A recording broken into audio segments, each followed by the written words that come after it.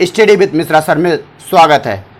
आज मैं अपने सीरीज जो हम चला रहे हैं भारत का संवैधानिक विकास, उसका दूसरा भाग है। अगर आपको पहला भाग देखना है तो कृपा करके डिस्क्रिप्शन में जाइए, वहां पर आपको पहला भाग है उसकी लिंक मिल जाएगी, ठीक है ना। वो वीडियो देखने के बाद ही आप देखिए, ठीक है ना।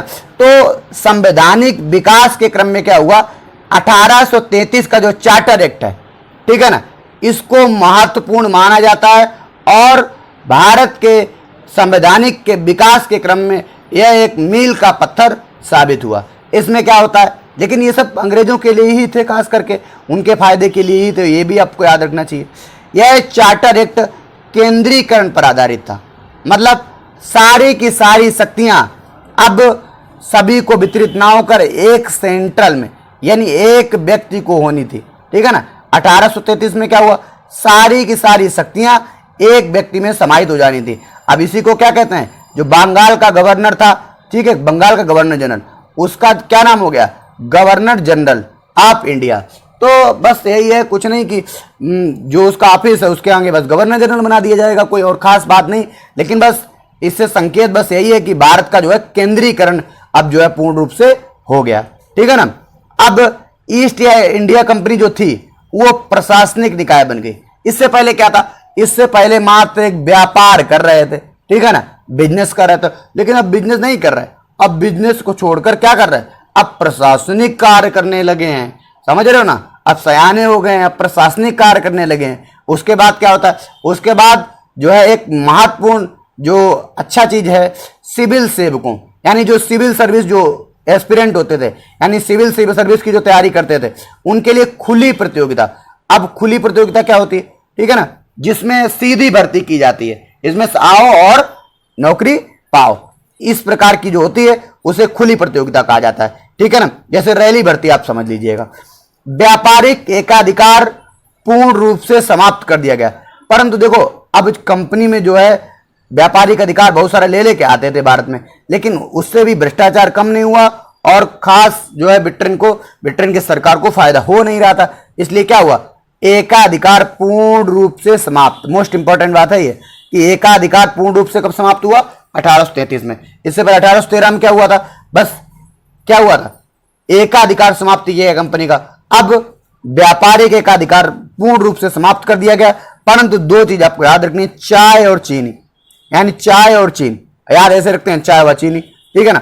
चाय व चीन पर छोड़कर पूरे पर एकाधिकार समाप्त करा गया। इसमें चाय का व्यापार कंपनी करती रही, साथ ही साथ चीन में भी अपना व्यापार करती रही। और 4 सदस्यीय, पहली बार भारत में कानून बनाने के लिए 4 सदस्यीय विधि आयोग का गठन किया गया। 1853 का चार्टर एक्ट, इसमें क्या किया गया, इसमें इस अधिनियम में क्या किया गया, विधायी। अब विधायी मीन्स समझिए क्या होता है। विधायी मीन्स होता है जो विधानसभा और संसद, जो कार्य करती हैं उन्हें विधायी कार्य कहते हैं। और प्रशासनिक कार्य क्या करते हैं, प्रशासनिक कार्य मतलब जो प्रशासन होता है वो कार्य करता है, उसे प्रशासनिक कार्य कहते हैं, ठीक है ना। तो इन कार्यों को पृथक करने की व्यवस्था की गई, ठीक है ना। पहले आपको क्या बताया गया था, पहले बताया गया था व्यापारिक और राजनीतिक, ठीक है ना। आपको क्या बताया गया था पीट्स इंडिया एक्ट में, ठीक है ना, व्यापारिक और राजनीतिक। अब इसमें क्या है, इसमें अगर आपने वीडियो नहीं देखा है तो आप देख सकते हैं लिंक में जाकर, ठीक है ना। विधायी कार्यों को प्रशासनिक कार्यों से पृथक करने की व्यवस्था की गई, ठीक है ना, अलग अलग कर दिया गया। अब 12 सदस्यीय विधान परिषद की स्थापना की गई। अब हुआ क्या, विधायी कार्य भाई कौन करेगा, अब विधायी कार्य करने के लिए क्या है, विधान परिषद, जिसे छोटी सांसद कहते हैं, छोटी संसद, ठीक है ना। संसदीय प्रणाली की शुरुआत अब मान सकते हैं, ठीक है ना। 12 सदस्यीय विधान परिषद की स्थापना की गई। और क्या किया गया, देखो अब प्रतियोगी परीक्षाओं का आधार बनाया गया, किसका, भर्ती का। आपने क्या पढ़ा था इससे पहले पढ़ा था खुली भर्ती, यानी कि खुली प्रतियोगिता होती थी, सीधे जाओ भर्ती हो जाओ। इसके बाद क्या हुआ, प्रतियोगी परीक्षाएं होती हैं उनका आयोजन किया गया, जैसे ICS वगैरह की, ठीक है ना। विधि सदस्यों को गवर्नर कि परिषद का पूर्ण, देखो इससे पहले आपने पढ़ा था, ठीक है ना, 1833 के चार्टर एक्ट में क्या हुआ था, विधि सदस्यों की जो है गठन किया गया, 4 विधि सदस्य बनाए गए थे, कितने, 4, ठीक है ना। अब इनका कार्य तो बस कानून में सलाह देना था, ठीक है ना। अब इन्हें क्या बना दिया गया, पूर्ण सदस्य बना दिया गया था, मीन्स अब इन्हें पूर्ण सदस्य बना दिया गया और टेम्परेरी नहीं रहे। और क्या होता है, साथ ही साथ मोस्ट इंपॉर्टेंट बात, बंगाल में लेफ्टिनेंट गवर्नर की नियुक्ति की गई, किसकी, एक जो है प्रशासन करने के लिए क्या हुआ, अब भाई जो बंगाल का गवर्नर था वो क्या बन गया, वो गवर्नर जनरल बन गया, ठीक है ना, इंडिया का। तो अब कुछ ना कुछ चाहिए, क्योंकि आप लोग जानते हैं बंगाल जो हमेशा विद्रोह की नगरी, अभी भी आप देखते हैं कि क्या होता है, सबसे ज्यादा विद्रोह जो है बंगाल से ही होता है, और सबसे ज्यादा इतिहास में भी आप पढ़ेंगे सबसे ज्यादा विद्रोह क्या हुए, बंगाल से ही हुए। हुआ क्या, तो लेफ्टिनेंट गवर्नर जो की नियुक्त की गई, लेफ्टिनेंट गवर्नर की नियुक्त की गई। साथ ही साथ ब्रिटिश संसद द्वारा पारित अंतिम अधिनियम था, मतलब अब जो ये विधान परिषद की स्थापना की गई, यही इसी का क्या कार्य हो गया, इसी का कार्य हो गया कि अब ये कानून की स्थापना करे, या कानून बनाए, या कानून का राज स्थापित करे। संसद का कार्य समाप्त हो गया। अब आता है भारत शासन अधिनियम 1858, ये मोस्ट इंपॉर्टेंट है।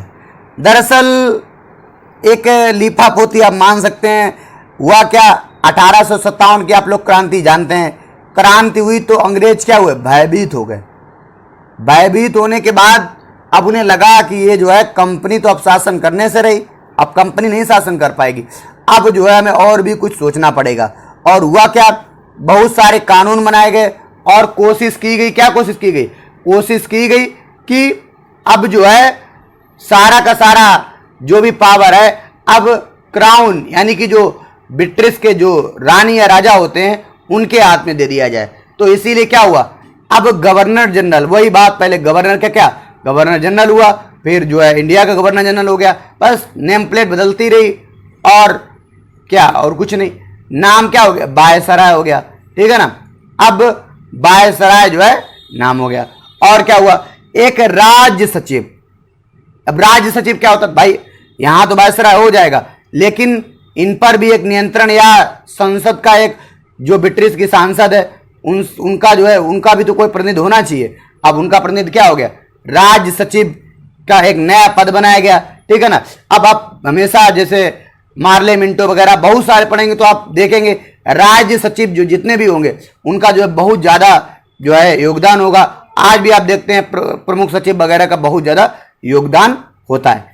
ब्रिटिश कैबिनेट का सदस्य होगा, ब्रिटिश कैबिनेट, जो भी ब्रिटिश कैबिनेट होगी उसका क्या होगा, सदस्य होगा। तो अब जो कानून और कहीं कहीं नहीं, बस यही है कि भारत और जो ब्रिटिश है उसके बीच एक संबंध बनाने का एक तरीका है।